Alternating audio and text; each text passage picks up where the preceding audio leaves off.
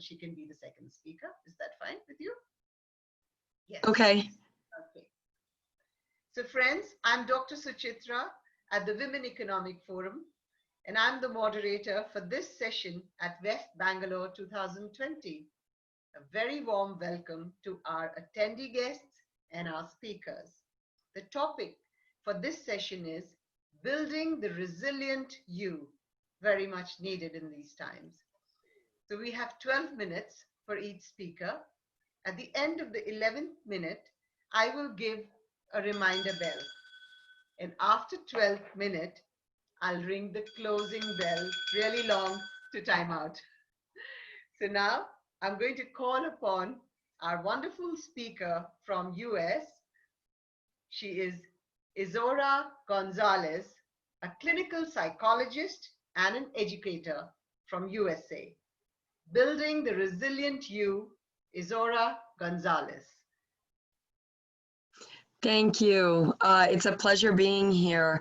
I picked this topic to speak on because my personal journey for the last probably 2 years has had to draw upon resiliency.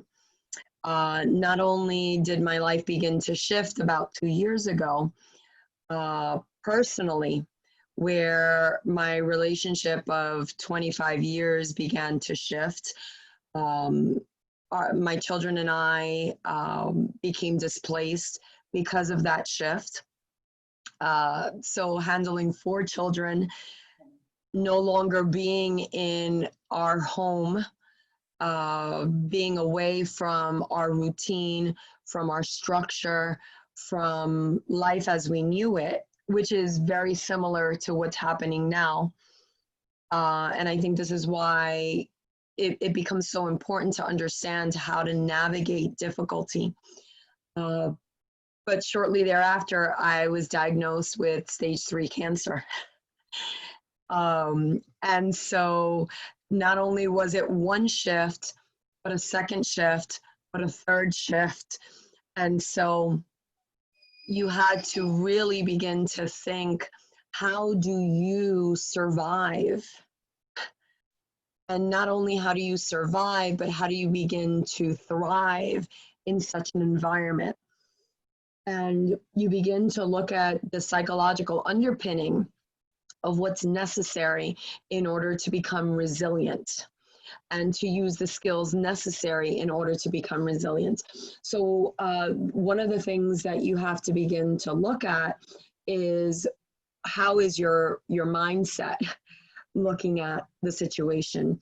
So that's the first thing, because we can either look at the situation from a negative perspective or from one of positivity. And one of the things that in my personal journey that was often told to me is, I'm so sorry.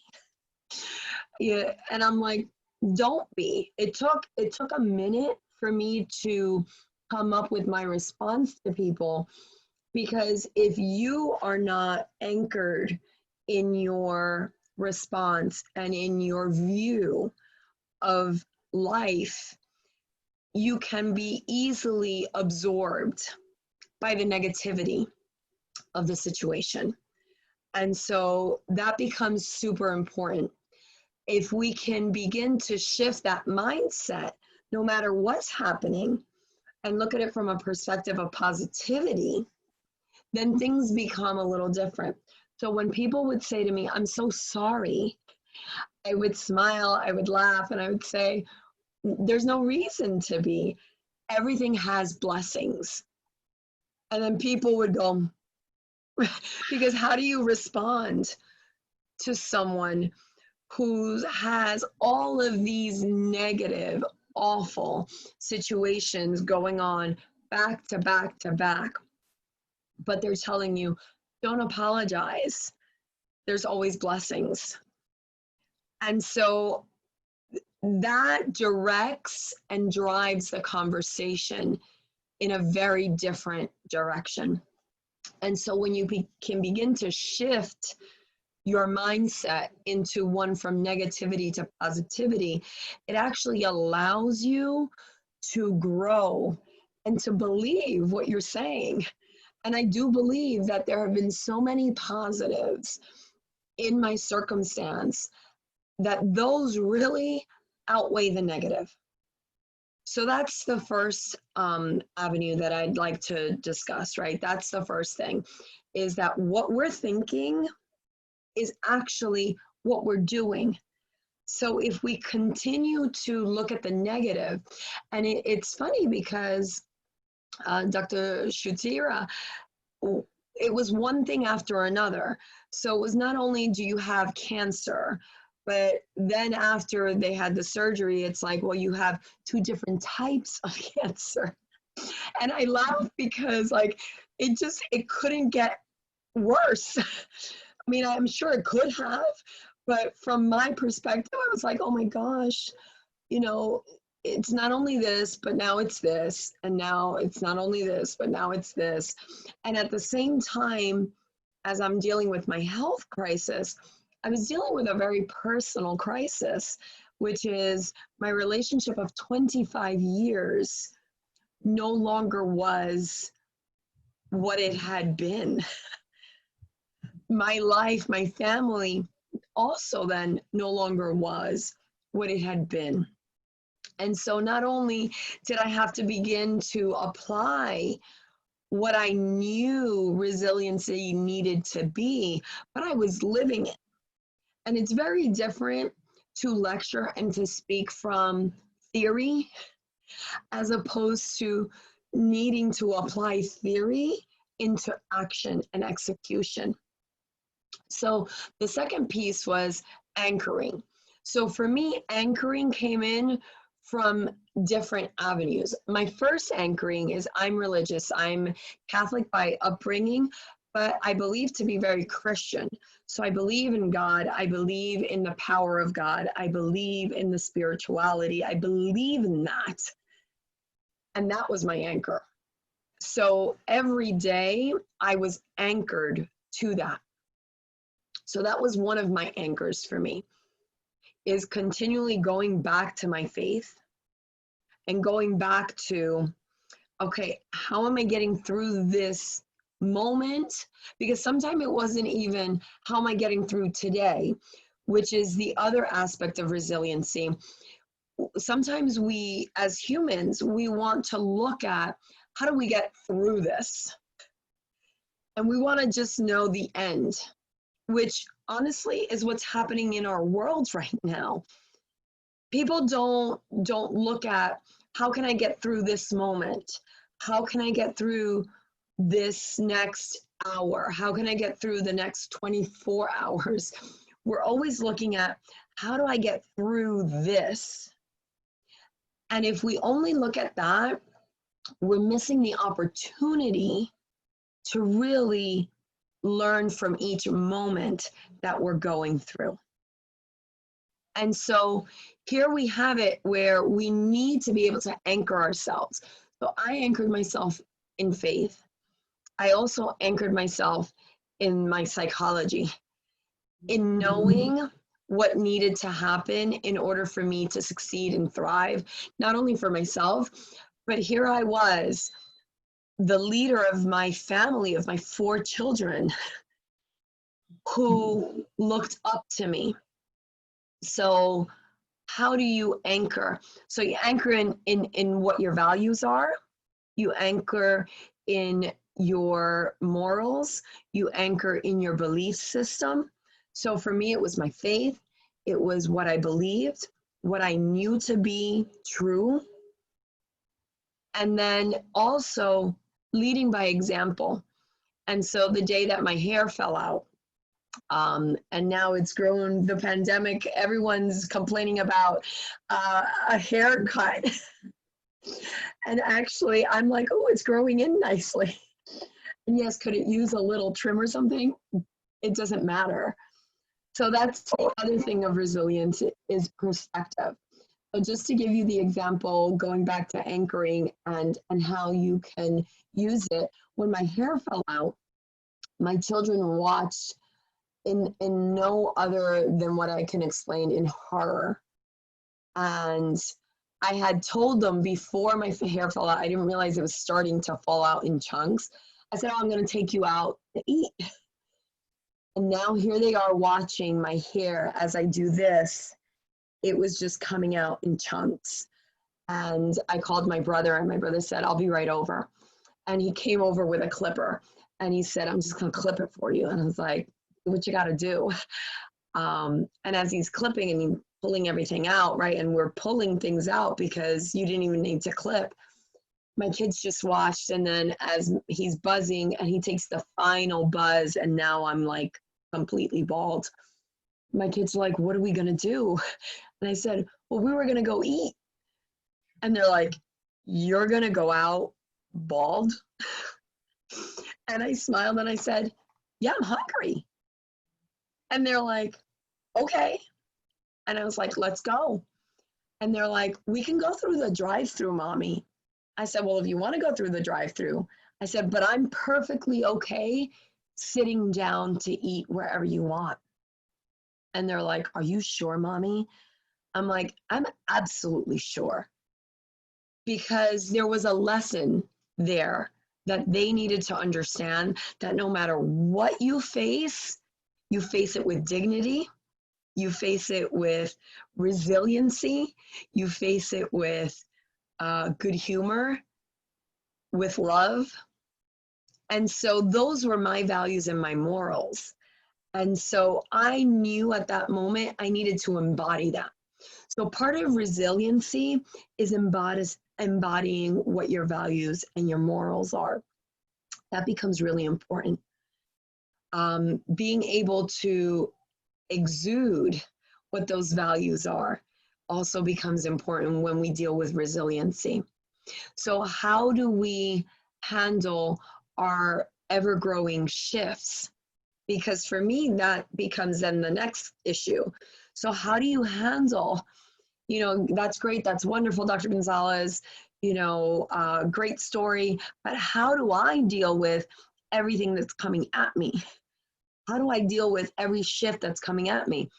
And so you can't deal with it as a whole. You have to deal with it from moment to moment. You can't get past the day if you can't get past the moment. And so one of the things that I like to teach is take a step back in that moment and ask, what am I supposed to learn?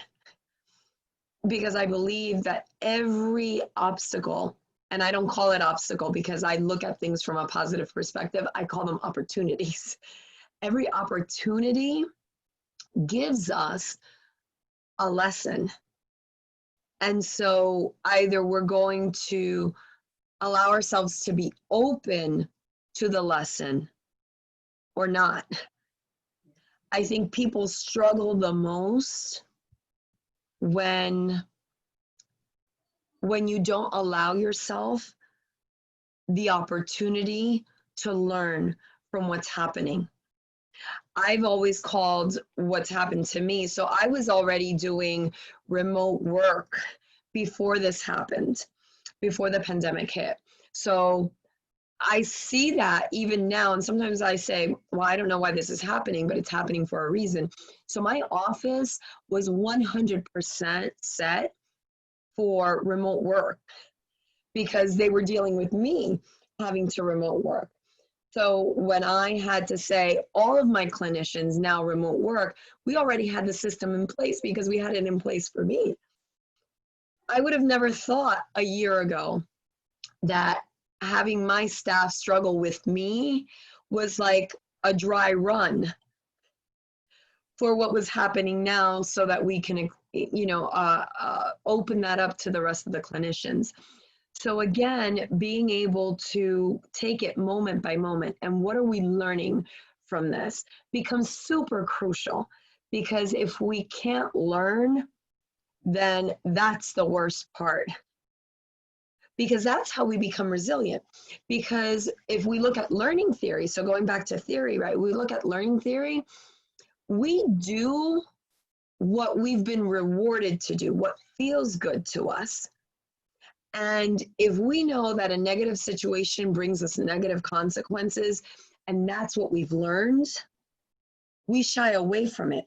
But if we can begin to look at what's the positive, what are we learning from this? What can I take from this that I can use as a seed to grow something great from it? Then we're able to look at things from a very different perspective. And it goes back to our mindset. So if our mindset, that's why I started with mindset, if our mindset isn't ready and willing and open to all of the possibilities, and I know that there's a lot of individuals in personal development and gurus and people in meditation, and a lot of people say, you know, you have to be grounded, you have to be this. But sometimes it's not easy when you've got a lot of problems. How do you actually do that? How do you actually keep yourself from falling apart? So for me, it's not resiliency, I think, is the positivity. The negative aspect is falling apart.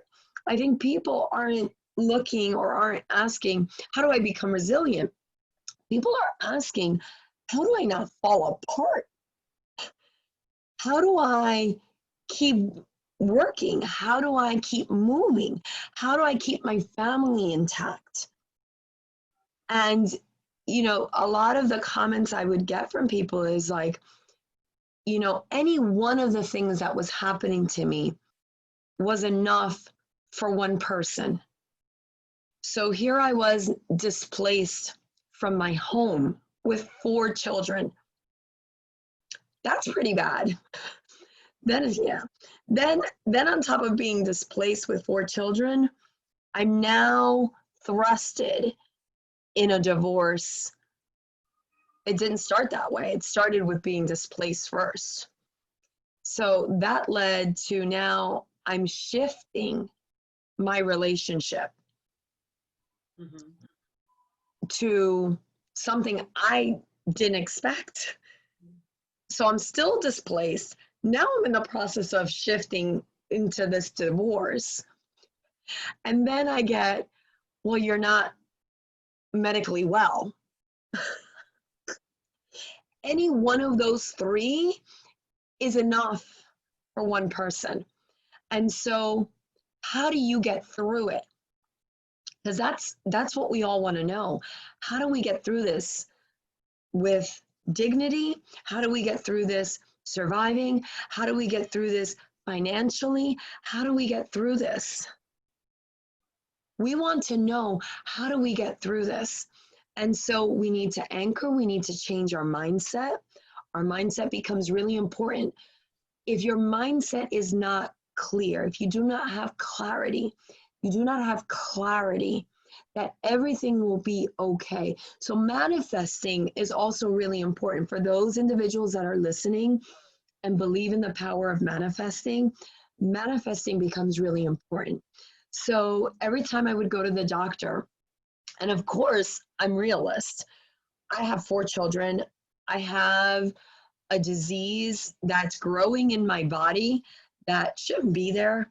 I have power of what's happening in my life.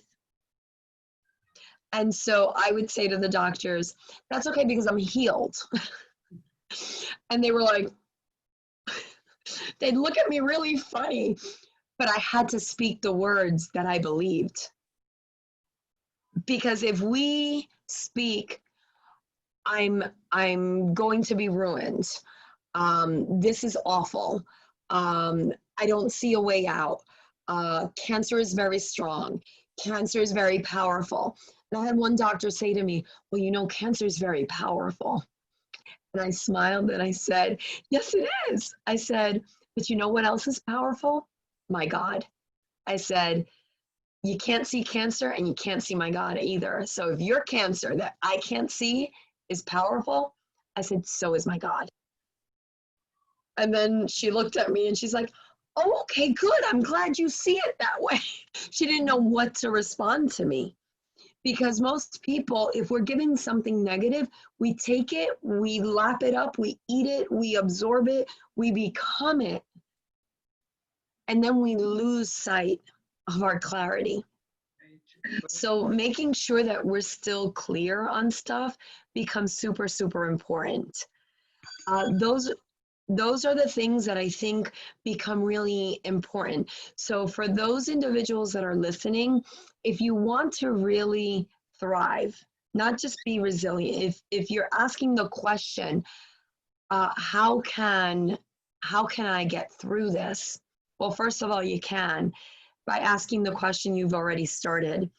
And you need to be able to shift your mindset, to anchor yourself, to take the lessons, to look at things not as obstacles, but rather opportunities, and to be able to rely on the power of your network as well. Thank you. It's from your heart. It's also authentic, and really wish you the best of health. And I want to tell you, you're a very courageous woman. Thank you. Izora Gonzalez, WEF Bangalore 2020 is happy to confer on you the Iconic Person of the Year award. Oh, thank you. Harbin, yes, and it will reach you in the mail very soon. Thank you. Thank you so much. Today. Thank you. You had the luxury of more time, and I wanted to use it because I wanted to learn from you. God, yes. Thank you. Thank you. We can leave the room now. Okay, thank you. Thank you. Thank you so much. It was such a pleasure meeting you. Lovely meeting Bye. you. Okay. Yes.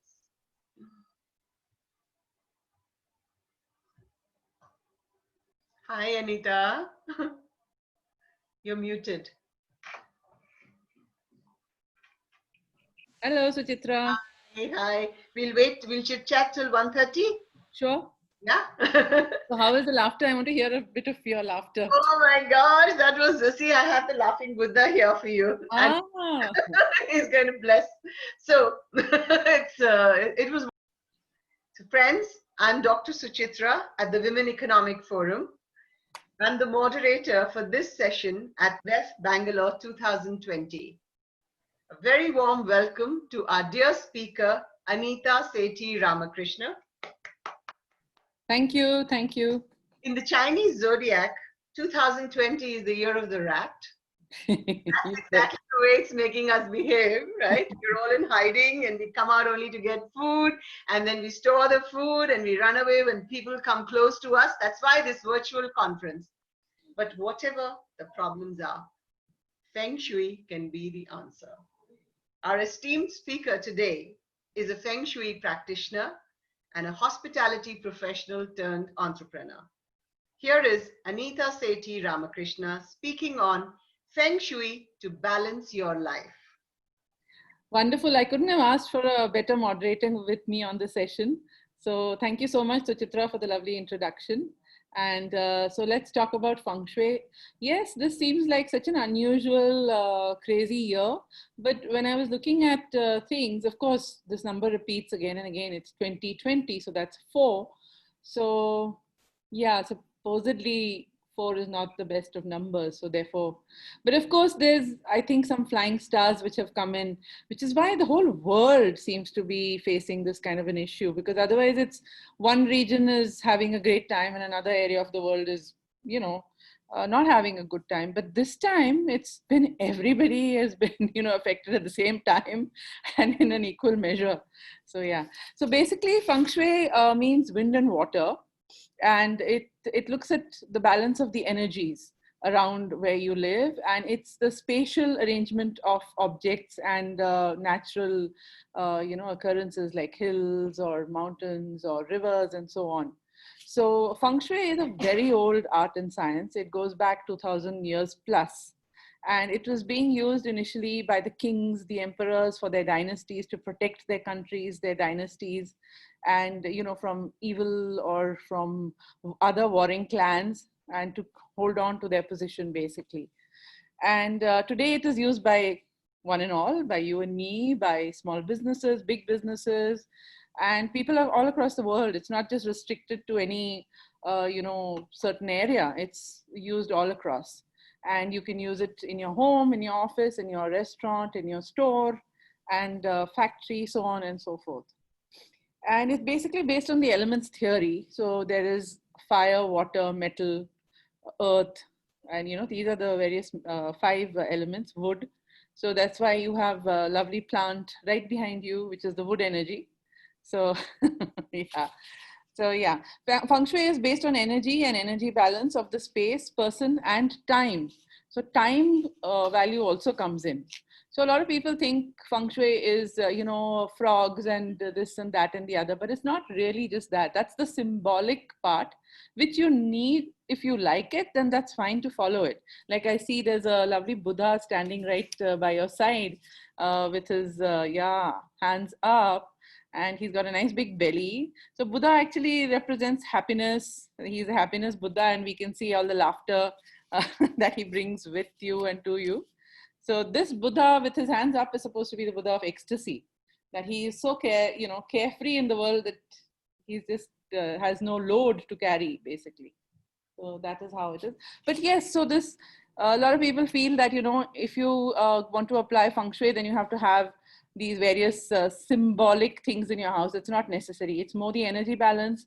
You could use a plant somewhere to enhance the positive energy. Sometimes you could use a water body somewhere, or you could have some landscaping done, or changing the alignment, say, of your living room, bedroom, or kitchen, or whatever may be it. That could also help. Sometimes some areas of your house could have positive energy, and some may not have positive. Some may be a negative energy. So based on feng shui, you enhance the positives and you suppress the negatives, just like we women do. If we have beautiful eyes, then we put lots of kajal and make ourselves look good, or somebody has lovely hair. So similarly, no house is 100% bad, and no home or office or space is 100% good. So it's just on how you balance it. So it's balancing the energies and bringing the best to the person living there or working from there.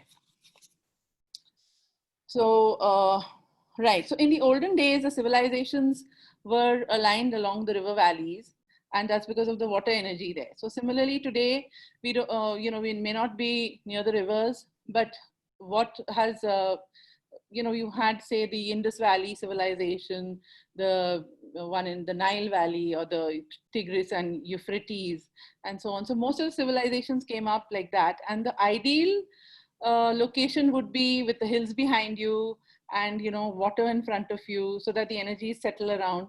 But today we don't have that, say in Bangalore or Delhi or whatever. We have buildings around, so those are your mountains, and the roads are your new rivers. That's how the energy flow is looked at in the current day. And so it's mainly the spatial placement, which is key to feng shui, and the configuration, as I mentioned, of mountain behind, rivers in front. I'll just tell you some more about that. Right. Then there's the other aspect of how we balance the place and the person.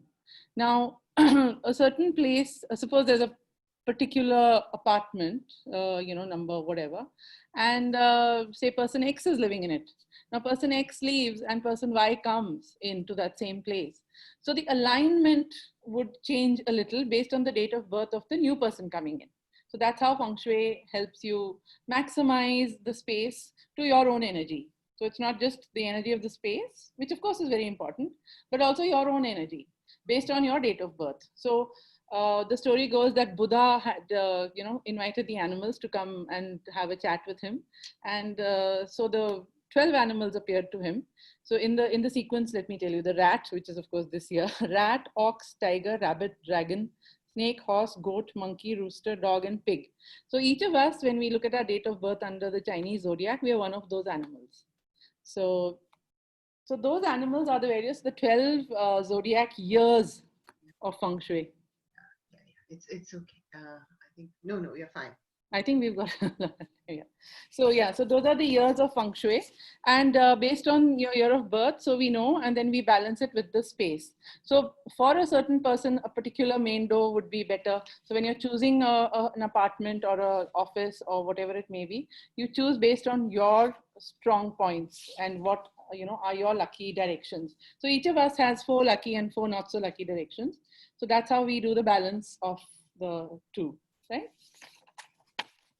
And it doesn't mean that just because you've got your place feng shuied that everything is going to be great in life. Neither does it mean it's going to be terrible in life either way if you don't get it done, because your life is based on 3 types of luck. So one is the luck you're born with, which is, why somebody is born a prince and someone else a pauper. Though, of course, with flying stars and other luck, the pauper can become the prince and the prince can also become the pauper. So we know that from how life comes around. Yet there's also the 33%, which is based on your actions. Now, if somebody has taken the time to study and get degrees and put in a lot of hard work in his career, obviously that's going to show in the results of his actions or his karma, and also your behavior and, from the spiritual angle. And furthermore, our last 33% is based on the place or the energy of the place, which is why sometimes you feel, say we've come to this house, or since we've moved or taken over a new space, that, things are not going too well or whatever. So that is the last 33%, which is where the feng shui practitioner comes in to try and balance that for you. So that is the other aspect. Now, selecting a space, we women are very intuitive. So when you go to select a place, you must see that how do you feel when you enter that space? Do you feel positive? Do you feel good? Do you feel right about it? Is there good light? Is there good air? How does it smell? You don't want to be, near some nala. You don't want to be, near a dead end. You want to see that the energy is positive and flowing. There are birds, there are plants, there are squirrels. So that obviously means that, there's good life around there, and it's going to be a nice balance in your life too. And try to avoid being too close to a very big energy thing like say a hospital. And today when you see COVID and things like that, you obviously want to avoid being near these places because things do transmit. So similarly, not too heavy energy, like say a flyover, or those electric big transmitters or an electric station. So try and stay away from them, because that energy is not good for you. It's overpowering on the human being. Human being can't deal with that kind of an energy. Also in apartments, don't necessarily go to the highest topmost floors. Stay in the lower floors, be grounded, be close to earth. Though we all can't be. We're living like birds nowadays, but try and balance whereabouts. So that is there. Then as I had said, no place is 100% good or bad. Right, then the question comes of clutter, which is everybody's favorite.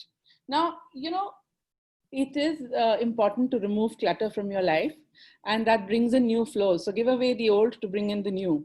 Now that goes not just in this, there's so many other theories to go with it, but anything that's not working, that's broken down, that is not looking nice or good, that you've done away with. I mean, sometimes you have an 18-year-old in the house and there's still a baby pram lying in the corner. I'm like, many times when I go for a consultation, maybe that it can come round again. So yeah, get rid of those things, allow new energies to come into your life, and give away, let other people enjoy what you have once enjoyed. So that's the other side. Though on the other hand, there are homes which are cluttered, but they're lucky. And there are homes that are totally look like Zen homes, but they're not necessarily lucky. So but yes, overall, when you remove clutter, the flow of energy gets better. So yeah, feng shui also goes with that theory. And yeah, something that's a nice or dangerous looking things, dead plants, right? So some people have, either they have dried plants. Now, as per feng shui, we don't really like to keep dried out things, because you want the life energy, life force. So having a nice, bushy, happy, prosperous plant is nice to have in your garden, inside your home.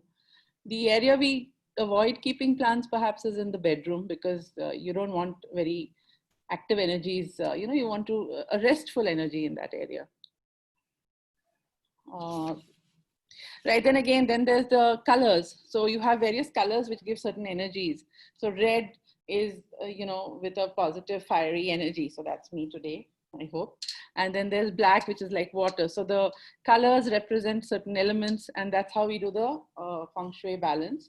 So even in a home, don't have too much of a predominant color all across. You could, like some people put too much of red in their house, and that's going to keep you too active. You won't relax. If you keep your house too black, then you'll be too subdued and you won't be able to, be activated or get the opportunities that are coming your way. We have enough time, Suchitra? Another we're at 1:40, just about 5 to 5 7. minutes? Yeah. Yeah. Okay. So basically the balance of the yin and the yang, you know, the day and the night, the male, the female, the passive, active, bright, dark. So should your home be that way. I'll quickly come to the feng shui in your home, which is, say, your living room. That should be positive. There should be good light. The entrance should be bright and happy. Like I think to your lovely garden over there, you know, you feel like going in there. There are some places that look forbidding, you know, you don't want to go in. So keep your entrance happy, bright, well lit, painted, airy if possible. And you know, you shouldn't have like in India we tend to have a lot of chappals at the entrance. So keep a little cupboard or something to keep it there, or just inside your entrance. And you know, your bell should work, the light shouldn't be flickering or not working, and so on. The main door is important. It should be impressive, it should look good, and keep the main door area you know, free. You shouldn't have a creaking main door. So these are all basic things which I think you and I know, but sometimes we forget. And then when you call in a practitioner, they tell you that and you're like, but even I know that. But then somebody doesn't do it. So that's the that's the main thing. Then in the living space, it's nice to have plants. You could have a mirror near your dining space, so that multiplies your food. So as you've seen, I've not yet talked about putting, you know, these things, but if some people like it, they're more than welcome to have them. And then the bedroom space, well, actually in the home, the three main things are your main door, your stove direction, and your the bed. So your sleeping direction, which we call, based on your date of birth. So these are the three things that mainly a feng shui practitioner will look at, you know, when they choose a home for themselves or are trying to help you balance your life. So the bedroom mirrors should not be reflecting you. Hopefully the mirror is placed in such a way that it's not reflecting you as you sleep, because that takes away your energy as you sleep. And sometimes you might get up in the night and get a start. So, yeah.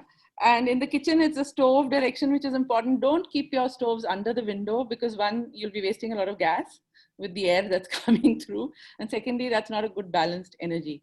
In the office, hopefully you should be sitting facing the door, because that's important, so that you can see if anyone's coming in. And that's basically in the old days to protect themselves, and even now. Behind you, you should have a wall. So don't sit with a window behind yourself. Because a lot of offices nowadays have so much of glass that people forget that, you know, a wall is nice to have. So the wall energy gives you protection, and you could have a nice picture behind you. You could have photographs of your family and of your supporters and well-wishers. You could have a globe on the desk. You could have a bamboo plant, which signifies growth. So different areas, different directions mean different things. So if you want to keep water, there are certain directions where you can keep water, and certain directions you shouldn't keep water. So be clear about where you could or couldn't, because that water is a little dangerous. It could bring a lot of good positive things, or it could do some harm. So we need to see that. And otherwise there are plants, as I've been saying, but there are certain directions again that we use all these things. So it's basically just the balance. And hopefully now onwards we will all be leading a more balanced life with a good mix of all these things in our home. That's right. Anita, one question only I wanted to ask. Sure. I'm very curious that because we follow Vastu here. So are the two compatible? Well, they're both there to solve the same issues. So if somebody's life is going perfectly fine, there's no need for anything really. But if there's something stuck, you know, you're stuck in career, or in, you know, somebody wants to get married, or their marriage is not going well, or whatever it may be, health issues. If there are a lot of them, I mean, everybody gets sick, everybody has issues sometimes. But if you feel that somebody feels that they're really stuck in some area, then they call in a Vastu practitioner or a feng shui practitioner. So it's basically like using, you know, a doctor of this type or that type or the other. So it's the same solution that we're all looking for. I see. The diagnosis doesn't change. It's more or less. Well, we could treat it slightly differently. Yeah. symmetry, all that. The balance is what we're The looking at. balance is what we're looking at, so that the person has a balanced life. That's true. That's true. Thank you so much, Anita. That was a very, very informative talk given at a time when we all need it. What we have learned today, I think, will equip us in many ways to change this ear of the rat maybe into the ear of the tiger Or the dragon. or the dragon. Thank you so much, Anita. Really wonderful to have you here. And Thank you, Suchitra. really enjoyed it and learned a lot as usual. Yes. God bless. God bless. Bye. Thank you, audience, for watching.